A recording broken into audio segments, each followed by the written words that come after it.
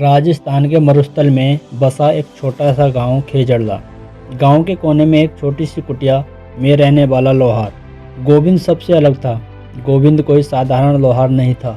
उसकी बनाई तलवारें इतनी तेज होती, एक ही बार में दुश्मन को चीर सकती थीं।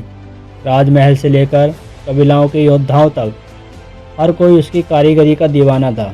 लेकिन अफसोस, खुद उसकी तकदीर उससे हमेशा रूठी रहती।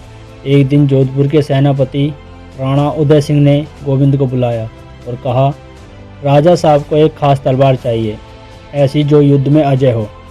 सेनापति ने आदेश दिया। गोविंद जानता था यह अवसर उसके भाग्य को बदल सकता है। उसने अपनी सारी कला और अनुभव लगाकर एक दिव्य तलवार बनाई।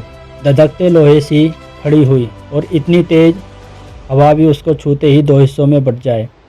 जब गोविंद तलवार लेकर महल पहुंचा तो राजा ने उसे देखकर उसकी प्रशंसा की।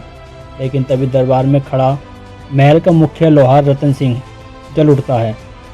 वह बर्दाश्त नहीं कर सकता था कि एक मामूली गांव का लोहार, सर्वश्रेष्ठ लोहार।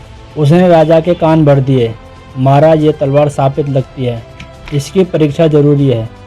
राजा सहमत हुए और सेनापति को आदेश दिया कि इस तलवार की धार को परखा जाए।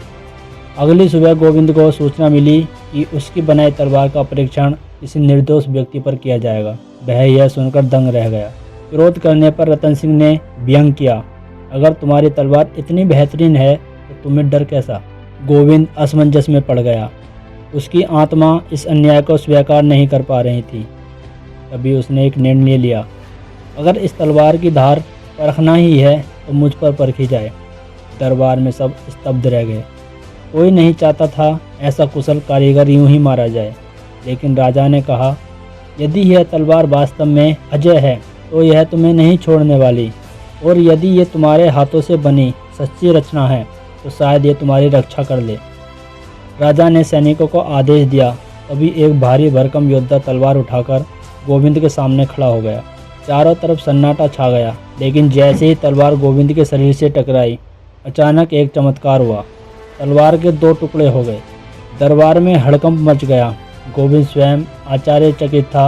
राजा अपने सिंहासन से उठ खड़े हुए और बोले, यह कोई साधारण तलवार नहीं, ये एक सच्चे शिल्पकार के हाथों की रचना है और उसमें इसका खून पसीना बसा हुआ है। सच्ची नियत से बनाई चीज़ कभी अपने निर्माता को नहीं मार सकती।